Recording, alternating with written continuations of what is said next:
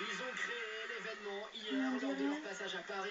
Les One Direction ont débarqué dans la capitale pour la promo de leur deuxième album, Take Me Home. Ils sont en plein cœur de l'événement. Ici, c'est la folie. Il y a des centaines de femmes dehors. Les fans françaises sont aux anges. Elles ne sont pas les seules.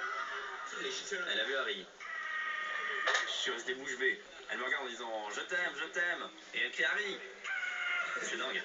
Nous avons rencontré les One Direction, ce groupe phénomène que les jeunes adorent, qui suscite l'incrédulité chez les adultes. Mais qui sont-ils vraiment? Sont-ils plus proches des boys bands ou des Beatles? Ils se confient pour la première fois sans tabou et sans langue de bois.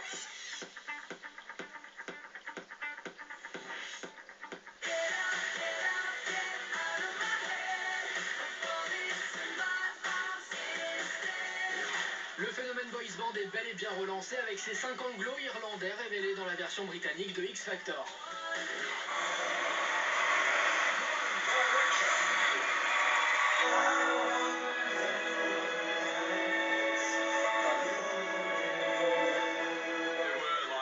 Avant de devenir un groupe, on avait tous nos propres idées en ce qui concerne la musique qu'on voulait faire.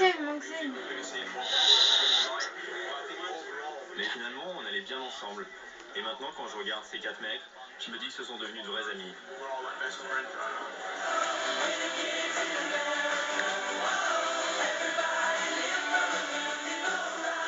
On n'aurait jamais pensé arriver là. Pour nous, c'est juste un rêve d'être ici. On est reconnaissant. Maintenant, on va aller de l'avant et faire de notre mieux. Et la chance va leur sourire sous forme d'un contrat de 2 millions de livres sterling qu'ils vont signer avec une maison de disques. Depuis, les 5 garçons sont en train de battre tous les records depuis la sortie de leur premier tube, What Makes You Beautiful.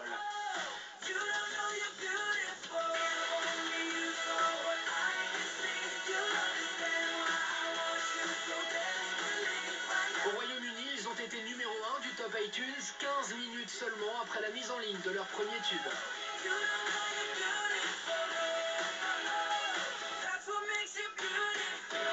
C'est génial de voir que les gens apprécient ce qu'on fait et qu'ils se déplacent pour nous voir, même si parfois c'est un peu effrayant. Les One Direction se permettent même de réaliser la plus importante vente de disques chez Sony Music. La dernière fois qu'on s'est rendu au studio avec le bus, les fans nous ont couru après et ils tapaient contre les vitres. C'est également le seul groupe britannique à s'être classé numéro 1 des Billboard Charts américains avec leur premier album. Même les Beatles n'ont pas réussi cet exploit. Percer aux États-Unis, c'est très difficile. C'est pour ça qu'on essaie d'en profiter, de travailler dur, et puis on verra ce qui se passera. Leur dernier single, Live While We're Young, est à peine sorti et est déjà un succès phénoménal.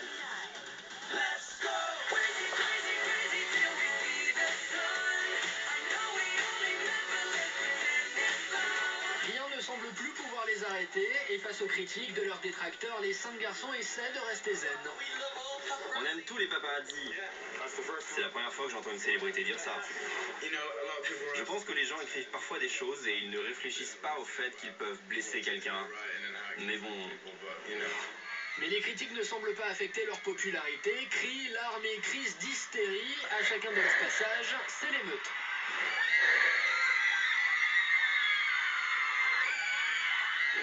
Vous avez plusieurs types de fans. Il y a celles qui ne font que crier et hurler, qui sont hystériques. Et puis il y a celles qui sont plus cool, qui ont envie de discuter avec vous. Et puis il y a celles qui ne veulent pas parler, qui te regardent seulement et qui crient quand tu passes devant elles. Le succès est tel que le groupe aura même l'honneur de chanter lors de la clôture des Jeux Olympiques en août dernier. On a 18, 19, 20 ans. Les gens nous disent si souvent qu'ils aiment ce qu'on fait et on est tellement fiers. Tous les fans qu'on a, toutes les stations de radio qui nous ont fait connaître. C'est tellement génial d'avoir cette opportunité. On a tellement de plaisir, on a travaillé tellement dur et on espère que ça va continuer. Allez, on attend vos réactions avec le hashtag Morandi, bien évidemment, sur les réseaux sociaux. Et tout à l'heure, Adrien Roy reviendra lire les meilleurs messages, les plus drôles. Ce sera en fin d'émission. Et je vous rappelle également qu'un documentaire sur les One Direction sera diffusé sur la petite sœur d'Énergie 12 qui s'appelle Énergie Hit. Et ce sera le dimanche 21 octobre à 20 h. Benjamin Godin.